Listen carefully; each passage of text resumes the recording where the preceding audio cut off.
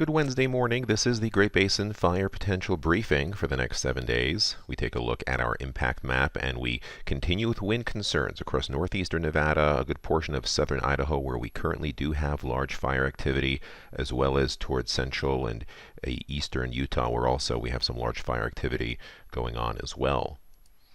Looking at the last 24 hours, precipitation on the left-hand side, just a few scatterings here across Idaho, a couple of hundredths of an inch, maybe a little bit heavier across eastern Idaho into western Wyoming, where we also had some scattered lightning as well, kind of a mix of wet and dry, drier off to the west, a little more moist as you head further east towards the Wyoming border, and also some isolated strikes up in northern Utah.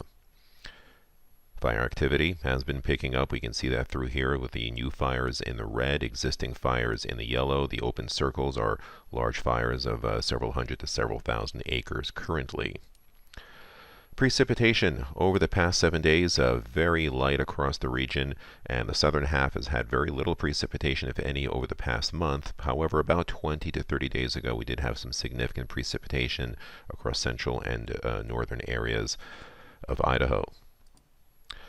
As we look at the current ERCs, you can see how quite dry they are. The reds, dark reds, and purples anywhere from the 80th to 90th to 97th percentile.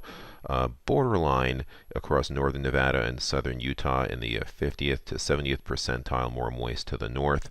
However, in some of the finer fuels, we are more concerned with the 10-hour fuels. And you can see the reddish areas lower than 5 will cross a good portion of Nevada and Utah a bit further north, where some of our very good grass crop is now coming into play. Here's a look at our infrared satellite imagery with upper level maps superimposed. You can see the tight packing of these height lines indicates a pretty strong wind field aloft across Nevada and Utah and into parts of Idaho. Some disturbances, some showers exiting the region in the north. Strong high pressure pushing up just off the west coast. So here we have a look at this afternoon. You can see a weak trough of low pressure pushing on through, a bit of moisture to the north, but drier air to the south, and the tight packing of these yellow height lines indicates that winds will be a concern. We can see that with a high risk for winds across much of Utah, the Arizona Strip, parts of northeastern Nevada and southwest Idaho where we did have lightning activity and large fire activity in the past 24 to 36 hours. We can take a closer look at the wind field through here. The dark greens are gusts in the 20 to 25 range, oranges and purples 30, 35 miles per hour, especially across southern areas. It'll be most problematic. Humidity quite dry across just about the entire region, especially southern areas. For Thursday, we see that flow becomes more northwesterly as high pressure builds off the west coast. We don't have any high risk, so winds should diminish a little bit through here. You can see our fire potential.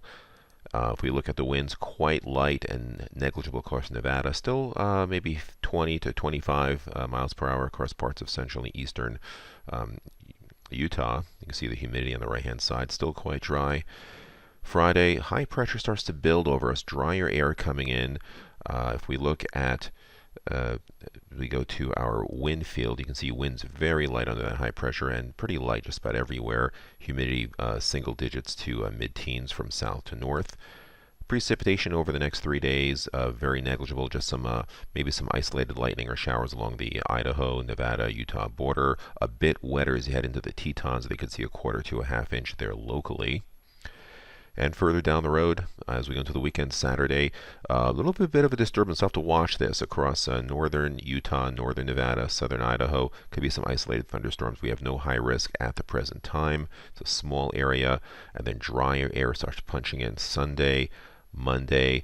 A bit more of a tighter wind system coming in through the Pacific Northwest on Monday, but that pushes northwards and we have kind of high pressure building in. Maybe the first slight semblance of some monsoonal moisture coming up from the south. We'll have to watch that as we go through the next couple of days, but no precipitation over the next 7 days. There's some of that moisture from possibly the southern monsoon. We'll see how far north it will come. We do notice that above normal temperatures expected in the 8 to 14 day outlook. This takes us down into from July 5th to July 11th. And there is some moisture from the monsoon, but that's going to be mainly south and east of our area. This concludes our briefing. Have a great day.